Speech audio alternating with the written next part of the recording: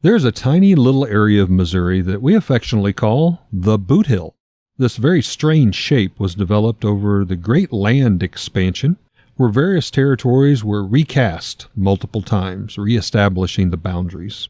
In this Boot Hill, you'll find that a small sliver comes in contact with other states, including Arkansas, Tennessee, and Kentucky. There, on a sharp hairpin curve in the Mississippi River, a small riverfront outpost was created known as New Madrid, Missouri. But in 1811, the largest American earthquake in history occurred there. It was utter chaos with explosions, cracks miles and miles long, and enough force that some say the Mississippi River was forced to flow backwards. But it didn't stop there. It continued for months, in fact, a year, with multiple earthquakes, as if the demons of hell were playing with the natives and settlers in some sadistic game of dice rolls that cost thousands their lives. If that weren't bad enough, another earthquake of equal or greater magnitude is continuing to build. Join us tonight if you dare as we discuss the New Madrid fault line and earthquakes. Then and now, a true tale of horror. From a child born into this world, we are taught what to believe. Closed-minded we become, fearful to be deceived. Still we desire to know what lies beyond that locked door. The art of the storyteller, conjuring tales of legend and lore. History hidden, lost knowledge, things forgotten and the unknown. These are the things that direct us and will set the tone. Welcome, friends, to another episode of Nightmares on the Lost Highway.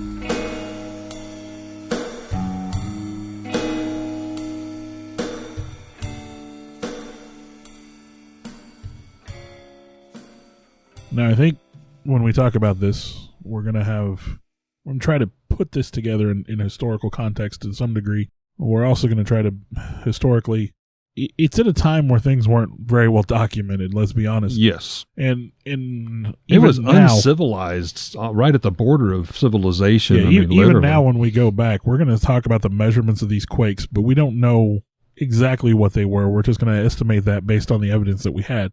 But I, like we were talking about before we started here, I always thought that there was one earthquake on the New Madrid fault line, and that was the big one that everybody talks about historically speaking. I didn't realize there were actually three major. There were three big earthquakes.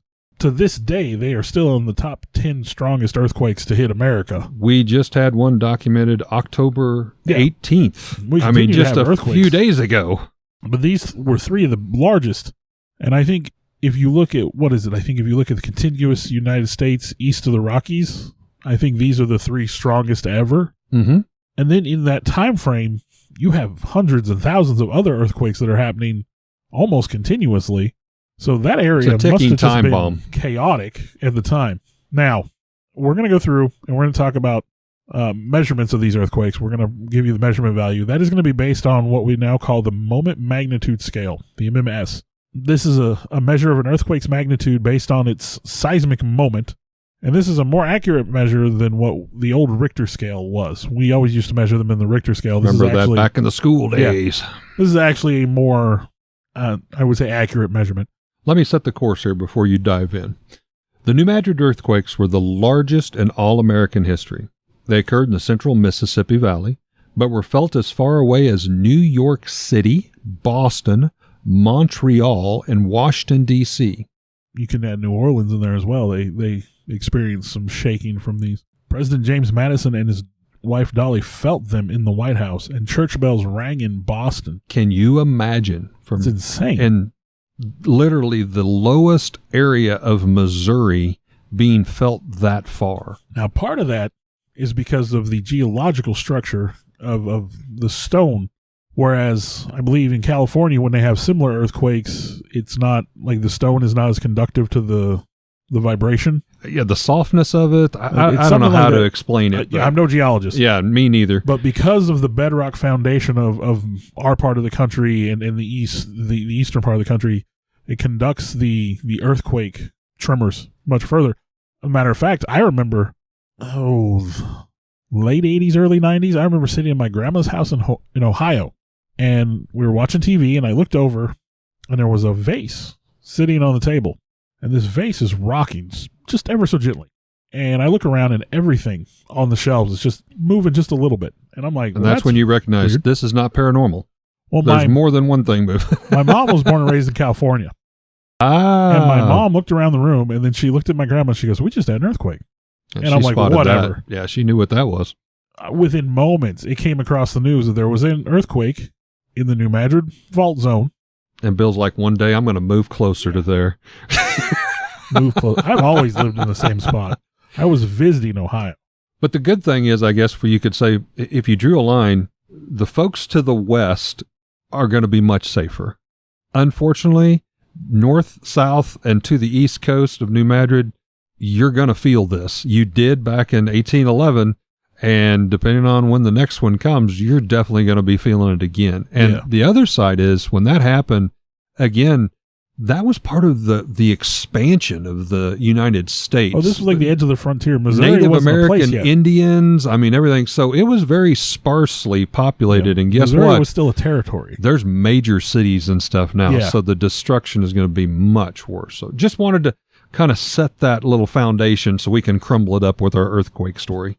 So kind of to summarize the events, and then we can dig deeper into the specifics of what happened. But a series of intense intraplate earthquakes began on December 16th.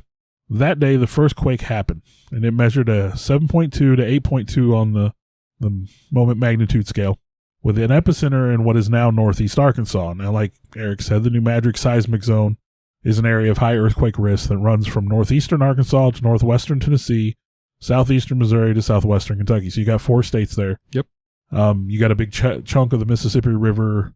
And now, like you said, lots of cities and towns and developed areas. Now, this first quake caused light damage to man-made structures due to the sparse population of the area. There wasn't much there. Nope. Boat captains on the Mississippi stated that the quake caused the river to fill with debris as the tree-covered banks collapsed into the river. Literally, they said floating forests. Yep. Now, that was followed by a 7.4 aftershock on the same day, same epicenter, 6 hours later.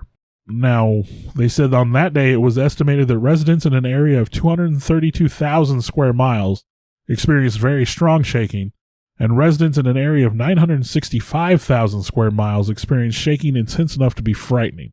There was a thing about that area. It's mind-boggling. The amount of space, the amount of area that was affected by these earthquakes. Now, from around that time through to the February timeframe, there were also additional quakes. It's estimated that there were hundreds of moderate quakes from 5.0 to 6.5 and thousands of smaller ones, 4.0 to 5.0, in that time frame. And I saw estimates of somewhere up to 6,000 potential earthquakes in this time. So this area continued to shake even after these 3 huge earthquakes anyway. This area was like in nonstop flux for that whole time. You have to, again, stop and think about this. These people... And again, I'm not trying to be derogatory, but a lot of these people were uneducated even. They had no idea. They're out there already living on literally the cliff, the brink of civilization. You've had these bigger earthquakes already. You saw entire forests just flush down into the waters of the Mississippi. Giant pits open up and swallow forests and homes. And here comes another one and another one. You couldn't sleep. Yeah. There would be no rest. You would be continuous earthquakes. Absolutely living in horror. Now, for this particular batch of earthquakes, there were 2 more extremely powerful quakes in that time frame. January 23rd, 1812, another quake happens. This one's between 7.0 8.0, and its epicenter is the Missouri Boot Hill. The local area was struck with ground warping, ejections, fissuring, severe landslides, and more caving of stream banks. And then finally you have what was essentially the big one, if you want to call it that. And this is the one I think that a lot of people think of when they think of this particular This batch. is the New Madrid earthquake. February 7th, 1812. This quake measured 7.4 to 8.6. And That's for a moment, doozy. That's a doozy.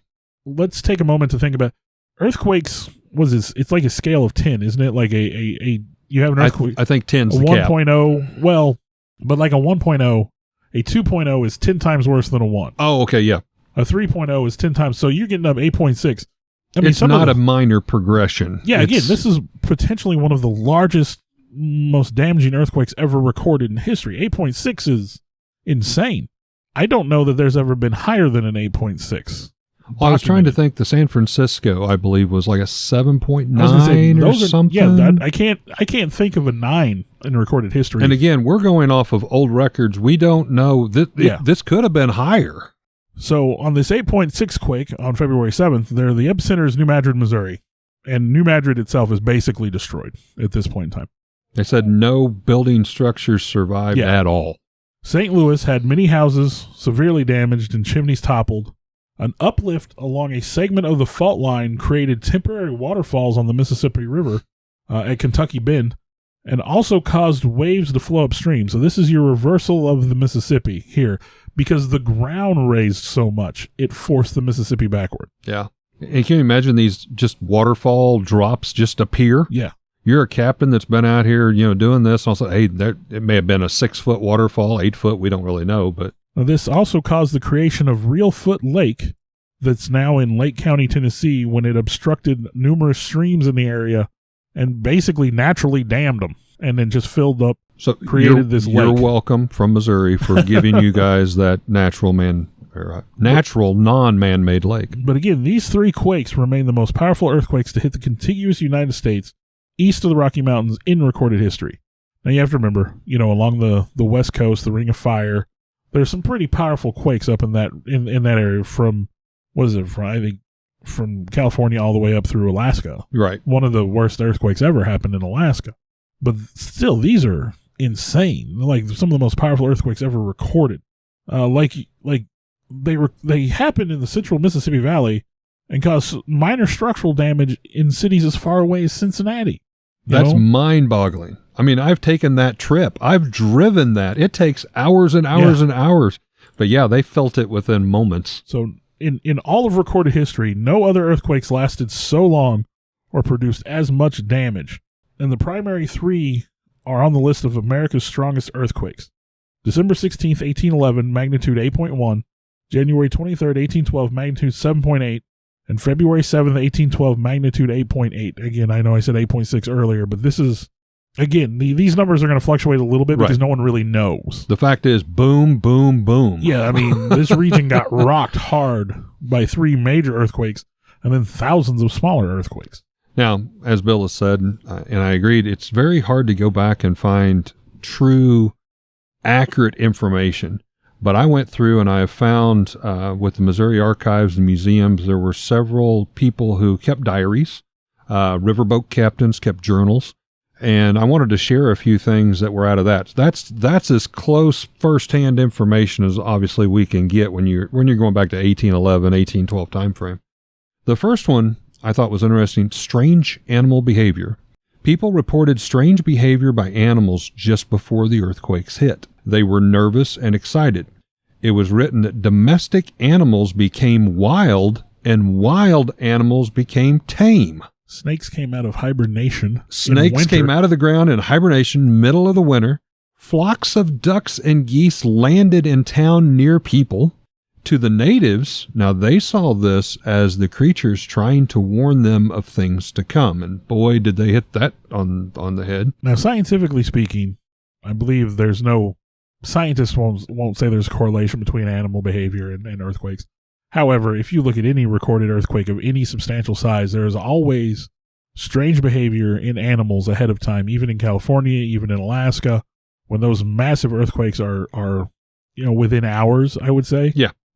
The animals in the region do tend to start behaving strangely. They probably don't understand what's going on either, but something just ain't right. Yeah, in this case, the natives definitely probably had, like, okay, something's getting ready to happen. Part of their beliefs. The animals acting strangely. They're trying to warn us. Now, others found this as just kind of odd and curious, stating that in some instances, wild geese and ducks would literally try to follow citizens inside their home. Like they were trying to get shelter. Maybe not that the house would have been the best shelter, but, they would drop down out of the skies, migratory patterns, whatever, land in the middle of the town and just start following people. Like, just crazy. Now, after these earthquakes, obviously these people they're landlocked. I mean, for the most part, you got the Mississippi as the major travel, and we had talked about floating forests, waterfalls, water flowing backwards in the Mississippi. Then you had a few wagon trails and stuff. I have here for, you drowned the inhabitants of an entire Indian village when the river flowed backwards. Wiped out the entire tribe. It devastated thousands of acres of forest that had never been touched, and created 2 temporary waterfalls. I mean, it's insane. The Mississippi River, I mean, if you've crossed the Mississippi River, that's a huge river. A lot of water. But traveling along these fault lines and crevices, these people, life went on. I mean, while earthquakes were literally occurring probably daily, they still had things to try to accomplish. They had people to try to go get first aid to, try to help. Well, they would make improvised bridges by falling trees across these crevices so they could get back and forth. As the general area experienced more than 2,000 earthquakes in a 5-month period, people discovered the most of the crevice openings up during the earthquake ran from a north to a south. Now, I mentioned that earlier. If you lie to the west, if you drew a line, that seemed to be safe. So it kind of follows what we now have. I-44, Interstate I-44, built on, is actually on part of that exact fault line. So think about that for a bit. Strange little tidbit. I learned this when I was in middle school, I think. If you're driving on I-44 and you're traveling, this would be between the signs for... You're pretty close to Rolla at this point. You're definitely past Jerome. It may be past one of the other places, but there's a place where there's a cut in the roadway. You know how they blast through the hills. Blast through the rock. There's actually a visible dormant fault line. If you're driving through, you can see where the rocks, and you got to watch for it because, again, you're driving 70 miles an hour down the interstate. You blink and you miss it. But you can actually look at the rocks, and you can see where they line up, and then there's a spot where there's a shift, and they actually jump. The lines of strata actually separate by a good 3 inches or so. And I was told by a middle school science teacher that is evidence of a dormant fault line that used to be right there. Proof in the pudding right there. But as these fault lines they noticed would open up north to south when the earth began moving, they would chop down trees, to Bill's point, in an east to west direction and hold on to them basically fall several trees and make bridges to cross these crevices. There were missing people who most likely were literally swallowed up by the earth. Some earthquake fissures were as long as 5 miles. And truthfully, it is unknown exactly how many people died during this period of time. Well, Bill had mentioned the entire Indian tribe. There was documentations that a 10-acre area just fell through in a giant sinkhole. Obviously, because of records and such of the time, the number of lives lost during these earthquakes will forever be unknown. We'll never know how many people died directly because of these earthquakes. And obviously, if this were to happen today, it would be even worse, which we'll talk about later. One of the things I found interesting, the world's largest sand boil was created by these earthquakes. Now, if you're unfamiliar with what sand boil is, it's basically when the pressure of the ground is such that it just blows sand. Well, sand and water, I think it is. Talking again of that soft soil, the ground. It just blows it up into the sky like a volcano, if you will. And there is the world's largest sand boil. It is still visible in satellite imagery of parts of the country down there. 1.4 miles long and 136 acres in extent in the Boot Hill of Missouri. And there were multiples of these in a line. They all followed like a fault line. Or maybe one of those, crevices that didn't completely open up, but instead smashed together. I saw a video one time where it was sort of recreating what it would have been like to experience it. And I mean, I think they said it as far as like 50-something feet in the air. And I can imagine it like a sandblaster. Yeah. Literally, if anything or anybody was nearby. But yeah, there's an area there. And I have never heard of this small town, but it says it's about 8 miles west of, I want to say it's Hayti, Missouri, Hayti. That's what I would have said, yes. And locals there call it the beach. Yeah. Affectionately named the beach. Now, along with these sand boils and what can be described as quicksand pits, because some of the sand had so much air underneath of it, literally if you would walk across it, it would be like quicksand, not the traditional quicksand.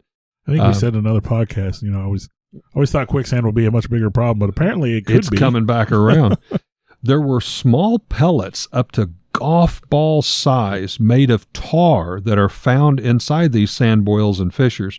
They're basically petroleum that has been solidified and made it these nodules. Now, can you imagine if the sand blast doesn't get you, of this bellowing volcano of sand, you've got these golf ball sizes of like petroleum hot oil coming up out of the earth. There's no good place to be around here. Well, a couple of other things that happened too, earthquake phenomenon, which happened with a lot of earthquakes.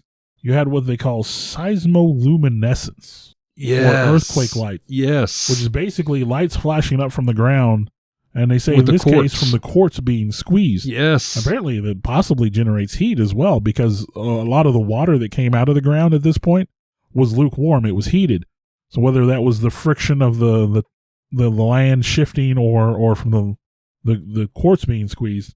And then in addition to that, you also had distant thunder and sounds of loud explosions, which I'm assuming is just the ground itself reacting to these earthquakes.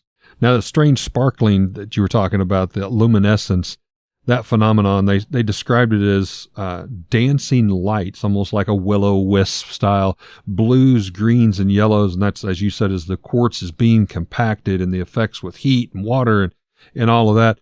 Again, go back to that time and imagine Native American Indians, other people that are just, pioneers. You've went through months of hell, and now you see these giant fissures, these crevices, and now there's these weird little sparkling like fireflies, fireworks. Well, you've got these You'd be thinking, what in the bleep is going on? Yeah, and then these sounds of explosions and thunder and all that. And apparently, they had a earthquake smog, I guess. Which was extremely hard to breathe in. Small particles being blown into the air, like the sand blasts and stuff like that. Apparently, it made the sky so dark that lamps wouldn't even help illuminate it. They said a lamp would maybe go 1 foot to 2 foot. The air smelled bad. It was hard to breathe. I mean, it was crazy. Great place for a vacation home. So obviously, there are some firsthand accounts of the things that happened. We were starting to settle it. Like we said, it was wild frontier at that time. It wasn't even the state of Missouri yet. But, there were people that lived through it, and they documented it. And I have here some quotes taken from some people.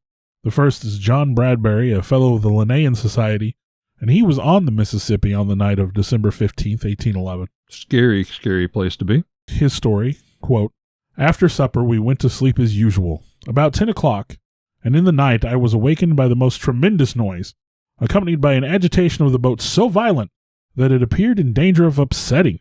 I could distinctly see the river as if agitated by a storm, and although the noise was inconceivably loud and terrific, I could distinctly hear the crash of falling trees and the screaming of the wildfowl on the river, but found that the boat was still safe at her moorings. By the time we could get to our fire, which was on a large flag in the stern of the boat, the shock had ceased, but immediately the perpendicular banks, both above and below us, began to fall into the river in such vast masses as nearly to sink our boat by the swell they occasioned.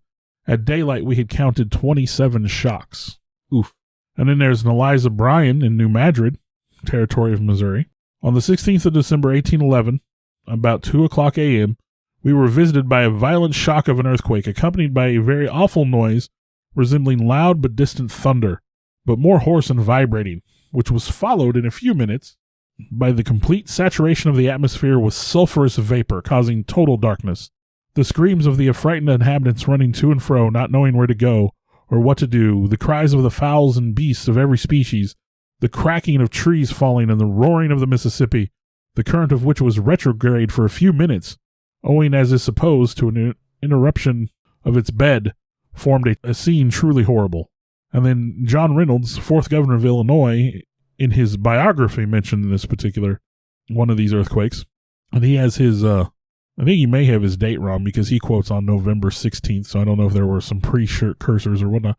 But on the night of 16th November 1811, an earthquake occurred that produced great consternation among the people. The center of the violence was in New Madrid, Missouri, but the whole valley of the Mississippi was violently agitated. Our family all were sleeping in a log cabin, and my father leaped out of bed crying aloud, 'The Indians are on the house!' We laughed at the mistake of my father, but soon found out it was worse than the Indians. Not one in the family knew at the time it was an earthquake. The next morning another shock made us acquainted with it, so we decided it was an earthquake. The cattle came running home bellowing with fear, and all animals were terribly alarmed on the occasion. Our house cracked and quivered, so we were fearful it would fall to the ground. In the American bottom, many chimneys were thrown down, and the church bell in Cahokia sounded by the agitation of the building. It is said that the shock of an earthquake was felt in Kaskaskia in 1804, but I did not perceive it. The shocks continued for years in Illinois, and some have experienced it this year, 1855. Wow. And we know that we've had continuous earthquakes in the region. Sure. Like you said, we the recently October documented 18th, here, I actually stumbled across one. So I've got another steamboat story, and actually I tried to find who wrote the article. I wanted to give him credit, but all I can say was I actually found this on the City of New Madrid's webpage, so I will at least give that much credit. This is the first steamboat travel on the Ohio and Mississippi rivers took place during the New Madrid earthquakes. The New Orleans set out from Pittsburgh on October 20th, 1811, bound for New Orleans. Captain Nicholas Roosevelt had brought along his young wife, their 2-year-old daughter, and a Labrador dog. 10 days after leaving Pittsburgh, his wife Lydia gave birth to a son in Louisville, Kentucky. Imagine, you're making this kind of trek. Your pregnant wife delivers while you're going down the river. Now, they waited for a while for her to recover and for the water to rise prior to crossing the dangerous waters and a coral reef at the Falls of Ohio. Now, on the night before the day of the earthquake, December 16th, the steamboat was anchored near Owensboro, Kentucky. That's about 200 miles east of New Madrid, Missouri. Their dog, Tiger, insisted on staying in the cabin with them instead of sleeping on the deck of the ship. Without realizing it, they were headed straight towards the epicenter of the greatest earthquake in American history. Their steamboat, intended to be an advertisement for steam travel trying to promote this, was thought instead to be the cause of the earthquake by many who saw it. At Henderson, Kentucky, where no chimneys were left standing, they stopped to visit their friends, the painter John James Audubon and his wife Lucy. Floating in the middle of the Ohio River, they were protected from the earthquake tremors shaking the land, but not from the hazards of falling trees, disappearing islands, collapsing riverbanks. After entering Indian territory on December 18th, they were chased by Indians along the shore who figured their fire canoe, as they called it, had caused the earthquake, but they managed to escape capture by outrunning them on the ship. They even had a small cabin fire that night, which they managed to put out. I'm sure that helped the Indians and put them at rest. Thousands of trees were floating on the waters of the Mississippi as they approached New Madrid on December 19th, 3 days after the initial earthquake. They found that the town of New Madrid had been totally destroyed. They didn't dare to stop and pick up a few survivors for fear of being overrun, and they were without supplies already. Most alarming was the fact that they had not seen a boat ascending the river in 3 days. They saw wrecked and abandoned boats all along the shores. It was undoubtedly a miracle they had survived and kept going. They tied up at one island, and the island sank during the night. Their dog Tiger alerted them of oncoming tremors. Yet again, here's an animal telling them before it happens.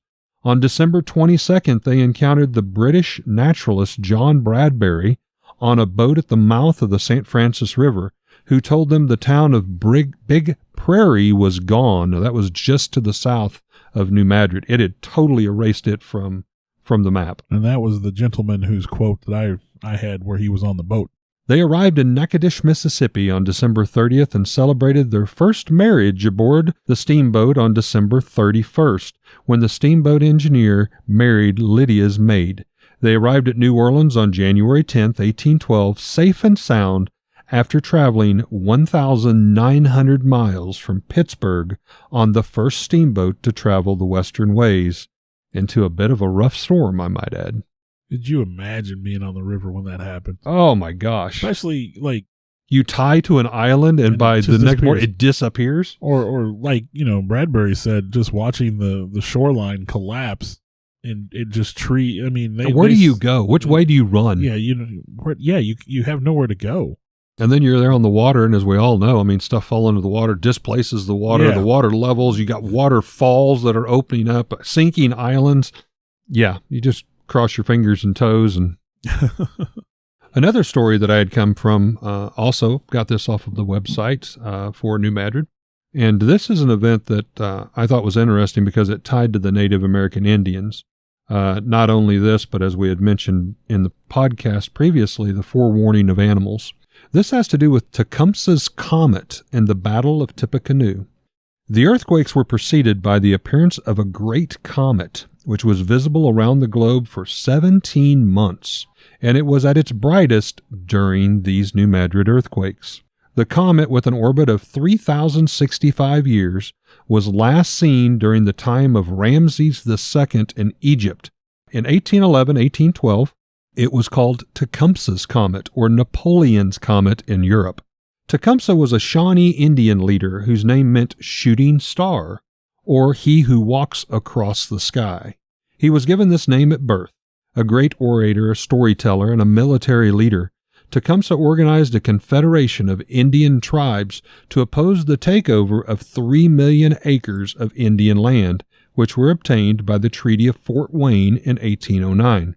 His brother, a religious leader called the Prophet, had gained fame when he foretold the total eclipse of the sun on June 16, 1806. They had learned about it in advance from a team of visiting astronomers. During this time, the governor of the Indiana Territory, William Henry Harrison, worried about the prophet's popularity and how well his stories had taken off. They had challenged him to produce a miracle. Now, after the day of the Black Sun, the total eclipse, the brothers had no trouble attracting followers. A black sun was said to predict the future war. So on September 17, 1811, there was another solar eclipse, which again was predicted by the prophet.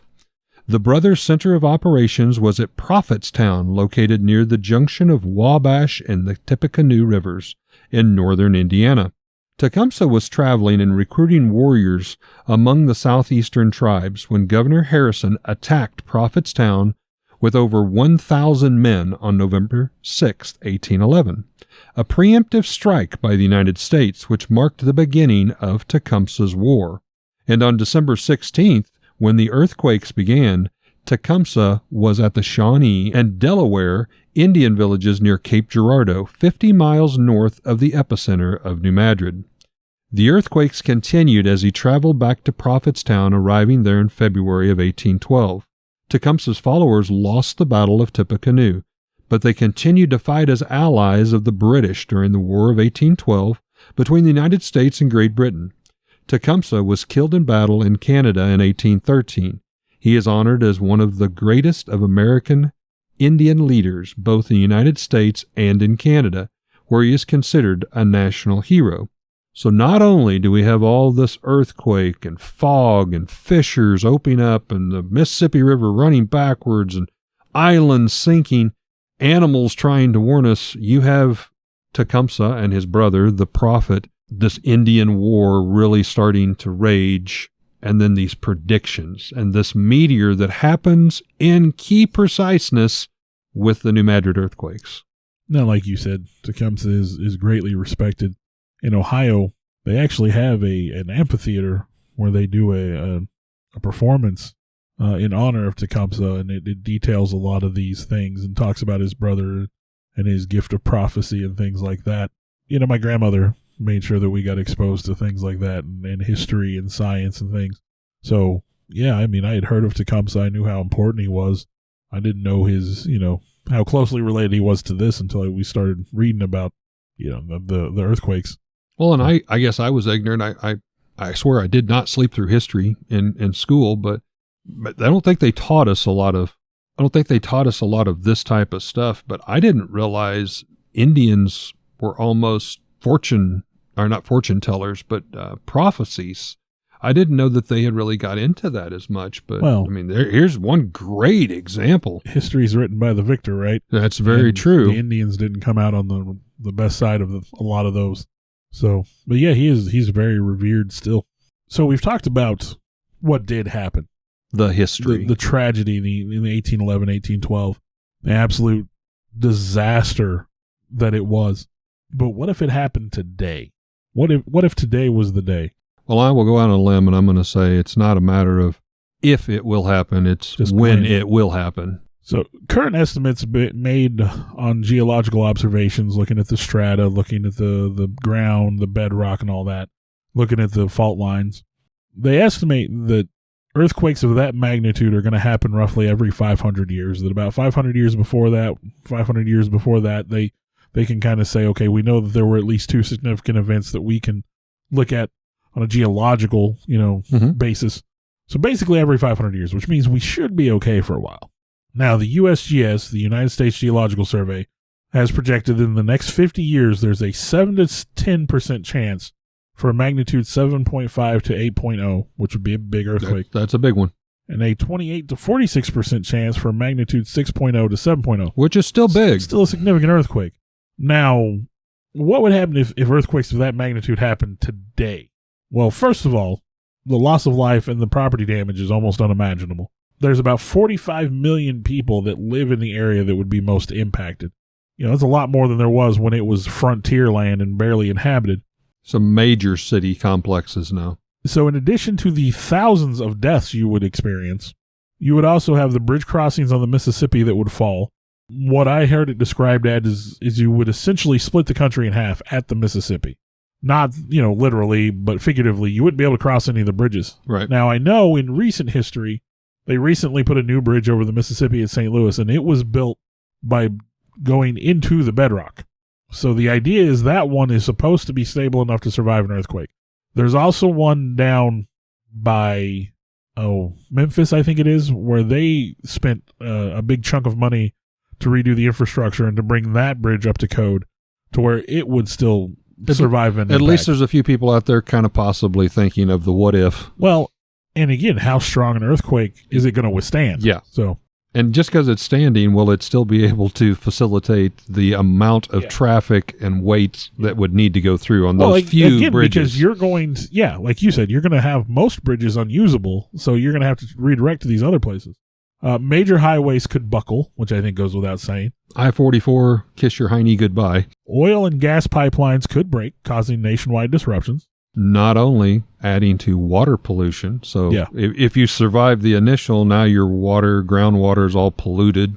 Nearly 850,000 people could be displaced from their homes in up to 8 different states. And, of course, with roads and bridges compromised, emergency aid might be cut off to places that need it the most. Basically no landlocked way to get to people. Unless you had helicopters. Yeah. It's estimated that there could be nearly $300 billion in damage, and that's I think that is minuscule. And that could be low side. Yeah, I think that would be minuscule. And here's another number that I agree with that I think is on low side. An estimated 87,000 damaged buildings. Yeah. And I think that would be low end. Yeah. My understanding is that New Madrid, again, would essentially be wiped off the map. We don't build to earthquake code in this part of the country. Because again, the worst earthquakes we ever experienced were, a couple hundred years ago. Yeah. All of these areas, as you said, much more highly populated and many, many major cities in that vicinity. If you think about the area that was felt, which again, just kind of draw a line to the west and we'll knock that out, but all the way up to Canada and all the way down to Florida, essentially, they said that some of these cities will, I'll just say, be erased. Well, not have damage, but erased. One show I watched that talked about the New Madrid earthquake and then brought it up to what if it happened today. I mean, they essentially wrote off St. Louis. St. Louis. There's a lot of big buildings in St. Louis that are not built to earthquake code. Nashville, Indianapolis, Dallas, Atlanta, Houston, Washington, possibly. Memphis, Philadelphia, Charlotte, Jacksonville, maybe even Walt Disney Orlando. Now, see, some of those, you're at the far edge. I mean, maybe we're going to ring some bells and crack a foundation. May not totally wipe those off, but they're going to have some. They're going to have some damage. St. Louis, Memphis, Cape Girardeau. I mean, those cities are right there. Now, here's one for you. We did a podcast on Disney. You're at a Walt Disney in Florida, riding a ride. When the New Madrid goes off, and you're thinking, wow, I got way more than I paid for on this ride. But yeah, like you said, I mean, you're encompassing an area, like they said, that people could lose their homes in up to an 8-state area. So I'm assuming that's, Missouri, Tennessee, Kentucky, Arkansas. Possibly the Carolinas, Virginia. Illinois, Regardless of the initial damage, as we'd said, due to the underground gas, oil, power lines buried deep beneath the Earth's surface, we all forget about that stuff. We just take it for granted.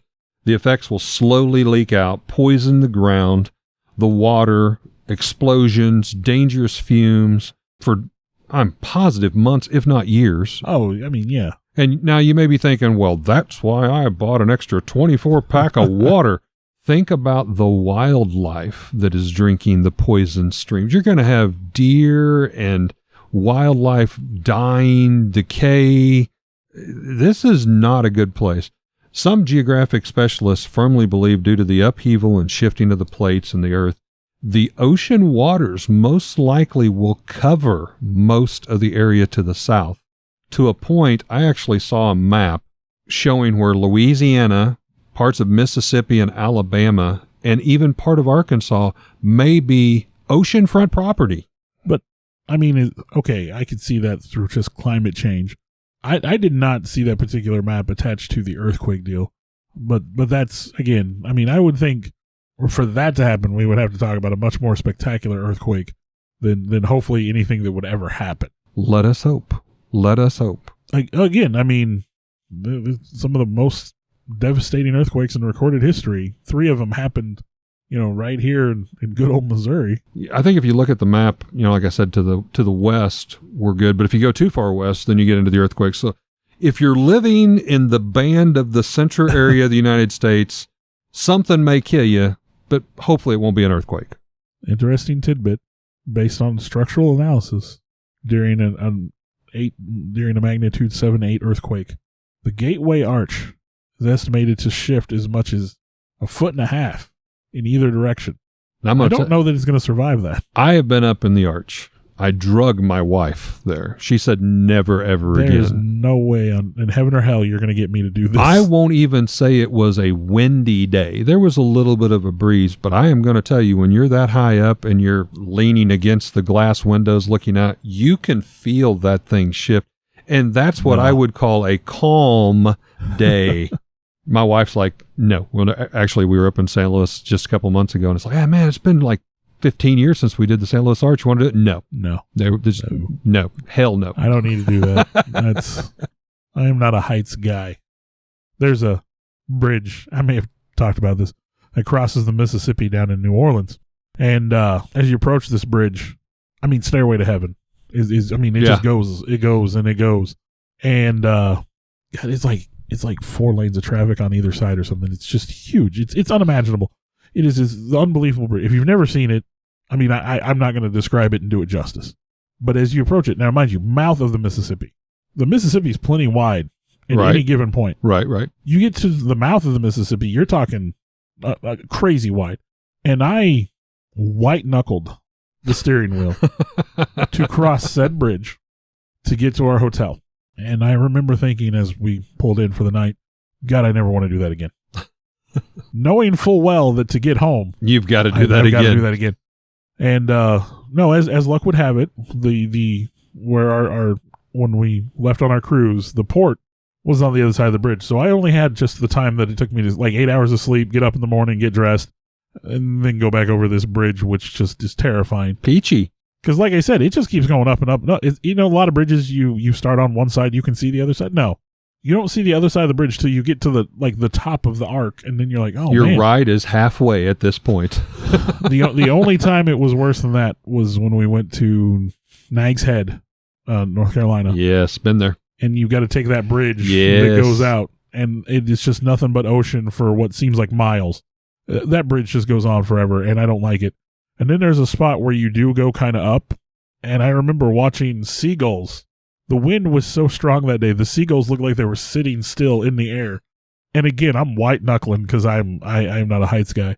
But now imagine that bridge, 8.0 shock on the oh my gosh, the New Madrid fault line. That bridge might not even be safe. I'm imagining like an old-fashioned popcorn popper with the cars being the popcorn kernels. I mean, yeah, there was a small little tiny bridge, and thank heavens they have closed it now. But my dad's family's from northern Iowa, and I don't remember exactly where this was, but this was a cable bridge, a true swinging bridge. I was 16, just got my license, and Dad, I think, probably about the same time frame, had to drive over that bridge. So it was kind of like a call of of rights. He's like, okay, you got your driver's license. You're going to be a real man. You're going to drive across this bridge. White Knuckles doesn't explain it. That bridge, again, on a calm day, and I would say day, I think we crossed it at night, which made it horribly worse. This thing would just swing back and forth, just by design. That's what it was, on steel cables. And if I'm not mistaken, there were areas of it where it had supports underneath of it, but it was wood planks. So like as your car just... There's a similar bridge not too far from here you may be familiar with. But no, I've always wondered what would happen if there was an earthquake. How stable would my house be? Things like that. And to know that it could be one of the worst recorded earthquakes in history if the timing just happens to be that bad. Yeah, I don't care how bad your day's been. If that happens, when that happens, your day's going to get a lot worse. I don't know how to sugarcoat that, but well, we hope we've given you something to think about, and hopefully there's not a mass migratory of population moving from Missouri. If you start seeing the animals behave weirdly, and all the signs are there, it's probably too late. Stand in a doorway. Stand in a doorway, yes. Duck and cover, right? Isn't that what they do? Yep. They used to do in California. But we hope that you have enjoyed the tales of the history and the not-so-glamorous future of the new Madrid fault lines and earthquakes. Thanks for listening. Sleep well. January 23rd, 18... We're turning the page.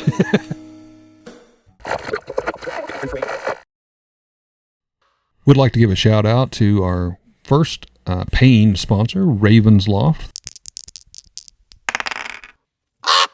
That's our family shop here located in Lebanon, Missouri. It's your one-stop gaming, vintage toy, and collectible shop where you can find Star Wars, Transformers, G.I. Joe, comics, vinyl records, role-play gaming, Magic the Gathering, and so much more. We're located here at 223 West Commercial, downtown Lebanon, and also in our second location, also here in Lebanon at the Heartland Antique Mall.